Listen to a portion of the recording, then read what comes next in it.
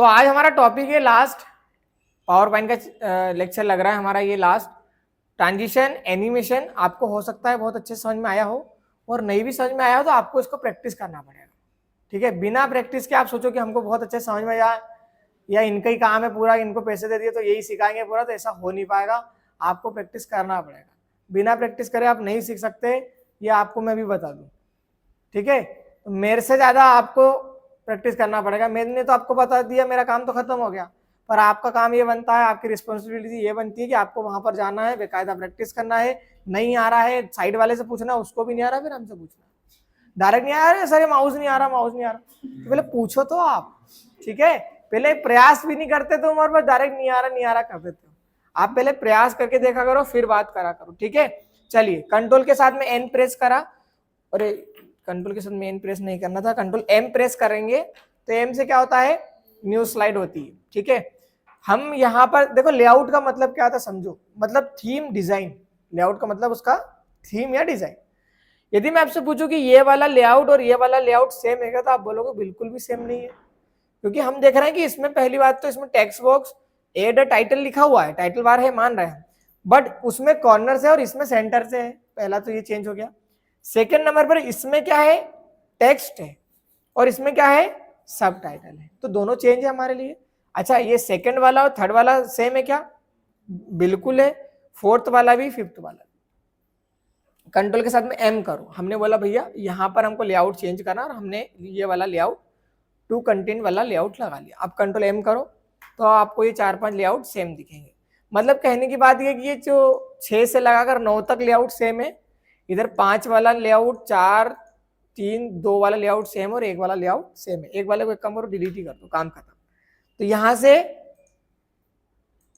मेरे पास control M, हमारे पास 5 layout तक सेम है और 6 से लगाकर इधर 9 लेआउट तक सेम है। समझ में आई बात। अब लेआउट का जब हमको कलर चेंज करना होगा या फिर एक जैसा इसमें सब चीजें लगाना होगा, तो उसके लिए हम यूज करेंगे स्लाइड मास्टर का। किसका यूज करेंगे, स्लाइड मास्टर का। मान लीजिए मैंने यहाँ पर बेसिक कंप्यूटर लिख दिया,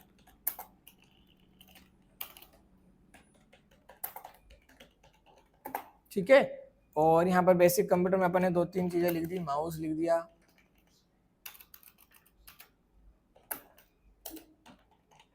और ऐसे में तो लिख रहा हूं, आप तो समझ जाना। ठीक है, फिर यहाँ पर आ गए, हमने लिख दिया यहाँ पर टेली, नीचे आ गए और यहाँ पर भी इसके पॉइंट लिखे और इस टाइप से हमारे पास ये हो गया। फिर इधर आ गए, हमने यहाँ पर डीसीए लिख दिया, और डीसीए से याद आया मेरे को, पीजीडीसीए से याद आया कि आप ये जो कर रहे हो कोर्स, तो इसके बारे में नॉलेज भी तो होना चाहिए। तुमको पता ही नहीं पेपर क्या होते हैं, कितने पेपर होते हैं, आधे लोगों को पता, आधे लोगों को नहीं पता है। तो भैया ये बिना पता करे आप कोर्स कर रहे हो, क्या बात है। ठीक है, अरे तेरे को विश्वास तो बहुत है, पर पता तो होना चाहिए ना। अभी मैं बता भी दूंगा आपको, है ना।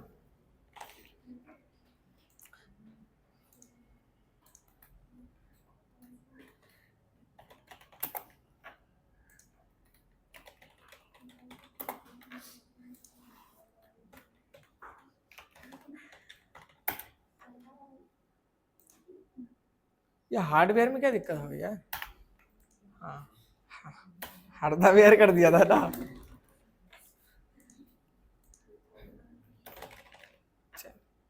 बाकी का लेआउट सेम है, उसमें कुछ नहीं लिख रहे हैं, अभी देखते जाओ। ये वाले लेआउट और ये वाले लेआउट में अंतर क्या है कि भैया एक में तो बस टाइटल दिया हुआ है और नीचे टेक्स्ट दिया हुआ है, इसमें टाइटल तो दिया हुआ है पर टेक्स्ट 1 टेक्स्ट 2। ठीक है, अब जाएंगे हम कहां पर, फॉर्मेट वाले ऑप्शन पर। यहां पर जाने के बाद देखो एक अच्छा ऑप्शन मिल रहा है आपको, स्लाइड मास्टर, इस पर आप क्लिक कर देना, और जैसे ही आप स्लाइड मास्टर में क्लिक करोगे, ये स्लाइड मास्टर वाला मेन्यू ओपन हो गया पहली बार, और यहाँ पर हमको बहुत सारे लेआउट दिख रहे हैं। मतलब जितने लेआउट इस पावर पॉइंट में है वो सारे के सारे लेआउट यहाँ पर आ गए। बात समझ में आई। अब आपको क्या करना है, आपके पास जो भी लेआउट था पहले तो उसको सेलेक्ट करना है। हमने बोला कि एक तो ये वाला है लेआउट, है ना, तो इसमें हमने कलर चेंज करा। अब यहाँ पर कुछ लिखने की कोशिश मत करना, आप यहाँ पर आप चेंज करो बस कलर। बाकी ये जो चेंज हम कर रहे हैं वो उधर वाले लेआउट, सारे के सारे लेआउट एक जैसे लेआउट में चेंज हो जाएगा। तो हमने इसको सेलेक्ट करा, अभी इसको क्लोज भी नहीं करना, हमारा पूरा काम खत्म होगा उसके बाद हम इसको क्लोज करेंगे। ठीक है, होम पर जाओ, होम पर जाने के बाद में इधर क्या हो गया, अच्छा नई स्लाइड आ गई, इसको कट कर दो। होम पर गए, होम पर जाने के बाद में यहाँ पर हमने बोला कि हमको फ़ॉन्ट चेंज करना है और फ़ॉन्ट में हमने एरिया ब्लैक वाला फ़ॉन्ट रख लिया, ठीक है। इसके बाद आपने बोला भैया कलर चेंज कर दो, हाँ अच्छी बात है, ये भी कर देंगे, है ना। फॉर्मेट पर जाओ, यहाँ पर जाकर आपने जो भी कलर रखना है वो रख दिया, इसको सेलेक्ट करा। यहाँ पर हमने बोला कुछ लाइट कलर रख दो, ये रख दिया। यहाँ पर गए, यहाँ पर हमने बोला इसमें भी लाइट कलर रख दो, यहाँ पर भी हमने लाइट कलर रख दिया, ठीक है। मतलब ये वाली थीम जहाँ पर भी मुझे दिखेगी बैकग्राउंड का, एक काम करो टेक्स्ट का कलर वाइट कर दो, ये वाली जहाँ पर भी थीम दिखेगी उसका कलर इस टाइप से होना चाहिए। अब वो वाली मैंने 5 स्लाइड ली है, 1 स्लाइड ली है, 10 लिए, 20 लिए, 50 लिए, उससे मतलब नहीं। और लिखा हुआ भी चेंज नहीं हुआ, लिखा वहां पर आपने जो एडवांस लिखा है, बेसिक लिखा है, वो का वही आएगा वहां पर वहां पर कलर और उसके फॉन्ट वगैरह चेंज हो जाएंगे। एक तो ये थीम थी, और एक हमारे पास कौन सी थीम थी, ये वाली जिसमें टाइटल था और टेक्स्ट था, इसको भी हमने चेंज करा। फॉर्मेट पर गए, हमने यहाँ से कोई सा एक यूनिक कलर उठा लिया, ये वाला। होम पर जाओ, वाइट कलर करो, यहाँ से फ़ॉन्ट चेंज कर लो, इसको सेलेक्ट करा। फॉर्मेट पर गए, यहाँ पर गए और इसके बाद कोई सा भी एक कलर लगा लो, ठीक है। मतलब ये वाली थीम दिखेगी तो मेरे को इस टाइप का कलर दिखना चाहिए, मतलब 1 2 3 4 5 में सेम कलर ही आना चाहिए। अब 5 में चेंज नहीं करूंगा मैं, क्योंकि यदि वो 5 में चेंज करना तो फिर यहाँ पे क्या करते हैं, ठीक है। फिर इसके बाद जाएंगे हम कहाँ पर, स्लाइड मास्टर, और यहाँ से क्लोज कर दो, आप कर दिया। ये देखो पहले में, दूसरे में, तीसरे में, चौथे में, 5वें में सब चेंज। 6 पर ये, क्योंकि ये लेआउट चेंज था ना हमारा, ये देखो इससे फायदा हुआ कि नहीं हुआ, बिल्कुल हुआ फायदा। और फायदा हमारे पास ये हुआ कि हमने एक जैसे लेआउट में अलग अलग से कलर न करते हुए डायरेक्टली कलर कर दिया। अब देखो ना F5 प्रेस करो आप, और बस ये देखो ये चेंज होते जा रहा है, मतलब एक जैसी स्लाइड है हमारे पास और हमने इस टाइप से बना लिया। तो यही है स्लाइड मास्टर। स्लाइड मास्टर का मतलब एक जैसी थीम में ऑटोमेटिकली कलर हो जाएगा, आपको चेंज करने की जरूरत नहीं है, ठीक है। उसी के जस्ट बाद में आप देखोगे तो यहां पर आता है हैंडआउट मास्टर। हैंडआउट मास्टर का मतलब ये है कि एक ही पेज में आपको एक से ज्यादा स्लाइड निकालना होता है, तो हम हैंडआउट मास्टर का यूज करते हैं। एग्जाम्पल के लिए इस पर चाहिए, और मैक्सिमम आप 9 स्लाइड आप उस पेज पर निकाल सकते हो, ठीक है। तो आपने बोला कि भैया हम तो पहले बैकग्राउंड चेंज करेंगे, आपने बोला इस टाइप से बैकग्राउंड रखना हमको, और उसमें हेडर फूडर आना चाहिए, डेट और टाइम वगैरह आना चाहिए, और फिर यहाँ से साइज वगैरह सेट कर लेना, कोई दिक्कत नहीं है। हैंडआउट का ओरिएंटेशन आपको जो भी रखना वो भी रख लेना, वो भी कोई दिक्कत नहीं है, ठीक है। इसको क्लोज कर दो। अभी वो प्रीव्यू में नहीं दिखेगा, वो कहाँ दिखेगा, हमको कंट्रोल के साथ में जब कंट्रोल के साथ में P प्रेस करेंगे, कंट्रोल P प्रेस कर दिया, आपने उसको क्या बनाया है, हैंडआउट। तो हैंडआउट के लिए आप यहाँ पर जाओ और यहाँ से जैसे 6 स्लाइड पर क्लिक करा, देखो ये कलर आ गया, ये पहला पेज ये है हमारा, ये देखो ये हमने बैकग्राउंड में कलर करा था इसलिए आया, और डेट टाइम पर वो टिक था वहां पर, इसलिए यहाँ पर डेट और टाइम आया। और पेज नंबर क्यों आया, क्योंकि वहां पर फूडर पर टिक था हमारा, ठीक है। तो एक पेज पर हम कितनी स्लाइड निकाल रहे हैं, 6। यदि आपको और ज्यादा निकालना हो तो आप 9 स्लाइड पर क्लिक कर दो, 9 आ जाएगी, पर वो साइज बहुत ज्यादा छोटा हो जाएगा, इसलिए 6 ठीक है। ये लो, और यहाँ पर पोर्ट्रेट लैंडस्केप कर दो इसको, तो और साइज इसका बड़ा हो जाएगा।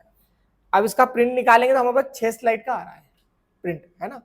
इससे फायदा क्या है कि जब हमारे पास बहुत ज्यादा स्लाइड बनाई हमने और हमको बस उसका एक डेमो देखना है कि यार वो तैयार हुआ कि नहीं हमारा काम, या हम जो कर रहे थे वो बिल्कुल परफेक्ट बना कि नहीं, उस कंडीशन में आप एक से ज्यादा पेज निकाल सकते हो। आपने भी जनरली देखा होगा ना फोटोकॉपी में, कभी जब हम हमारे पास फोटोकॉपी करवाते हैं तो जनरली आपने तो वैसे एक ही पेज में करवाई होगी, बट बुक वगैरह कभी करवाते तो वो छोटा साइज करके या फोन का साइज छोटा करके एक पेज में 2 चीजें निकाल देता। उससे बचत क्या होती है, बचत एक तो पेज की हो गई, और 2 बार फोटोकॉपी करवाते तो जैसे 2 बार के पैसे लगते ना, तो हमने एक ही पेज में करवा ली तो 1 बार के पैसे लगे हमारे, ऐसा होता है।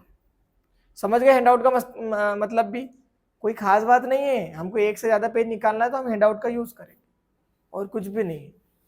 इसके बाद जाओगे यहाँ पर तो ऑप्शन आता है नोट मास्टर का। नोट मास्टर का मतलब ये होता है आप इस पर क्लिक करा और आप यहाँ पर कुछ नोट करके रख सकते हो। आपको जो भी नोट करना आपने नोट कर लिया, और इससे हाँ, अब आप डबल से जब उस पर जाओगे ना तो आपको यहाँ पर नोट दिख जाएगा आपने जो नोट करा था, बाकी और कुछ भी नहीं है। और यहाँ पर नोट पेज पर जाना, उससे अच्छा नोट पेज पर जाने के बाद में आपको जैसे मान लो पहले वाले पेज पर कुछ नोट करना, तो आपने पहले वाले पेज पर कुछ लिखा, सेकेंड वाले पेज पर गए हम, थर्ड वाले पेज पर गए, थर्ड वाले पेज पर लिख दिया। अब आपने नॉर्मल व्यू रख लिया, ठीक है।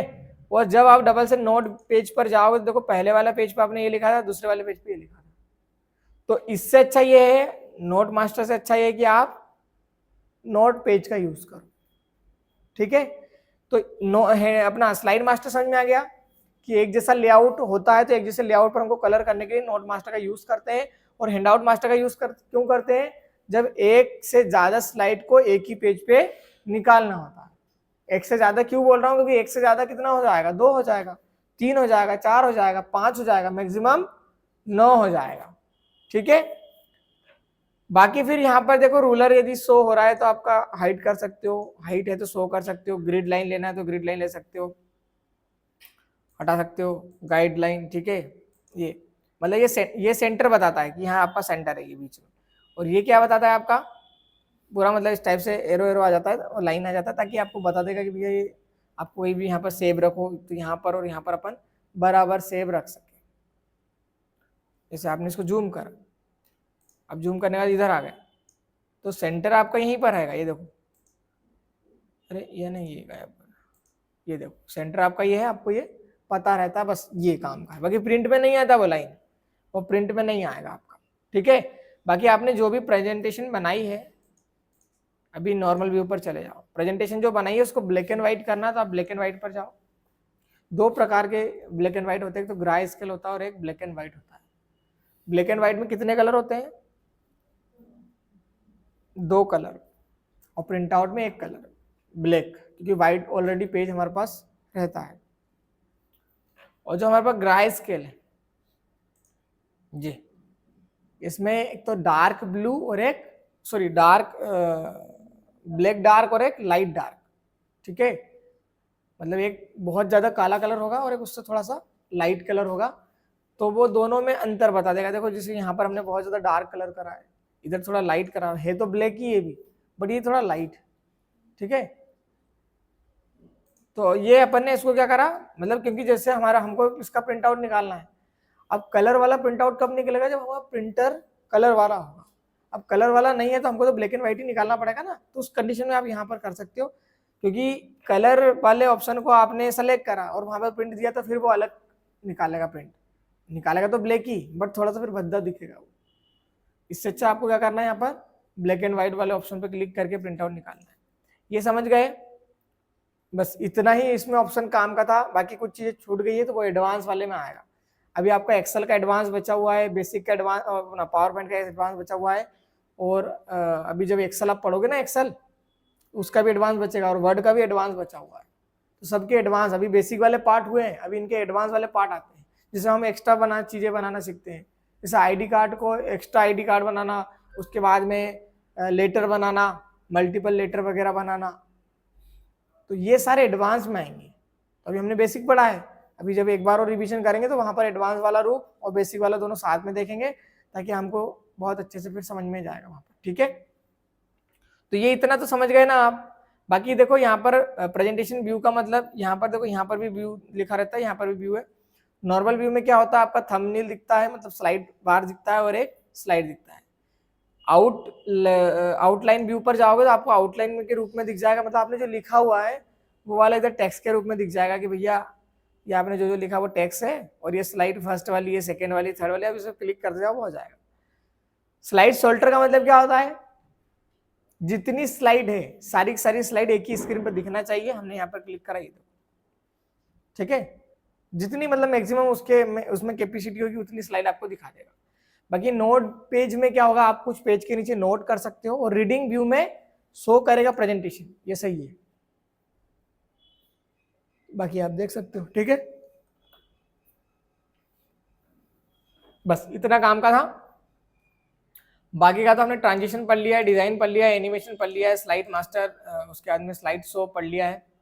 स्लाइड शो में कोई खास बात नहीं, F5 याद रखो, प्रेजेंटेशन शो कर दो डायरेक्ट, क्योंकि यहाँ पर देखो फ्रॉम बिगनिंग लिखा है, फ्रॉम करेंट स्लाइड, बिगनिंग का मतलब एक नंबर की स्लाइड है तो वहीं से स्टार्ट होगा, और करंट स्लाइड का मतलब है जैसे 10 में से 5वें नंबर पे और करंट पर क्लिक करोगे तो 5वें नंबर की स्लाइड शो हो जाएगी, और कुछ भी उसमें खास बात नहीं। ठीक है, चलो तो आज पावर पॉइंट अपना पूरा खत्म होता है। रिवीजन करना, कल में आप सारे लोगों की प्रेजेंटेशन वहीं पर स्क्रीन पर देखेंगे अपन, है ना।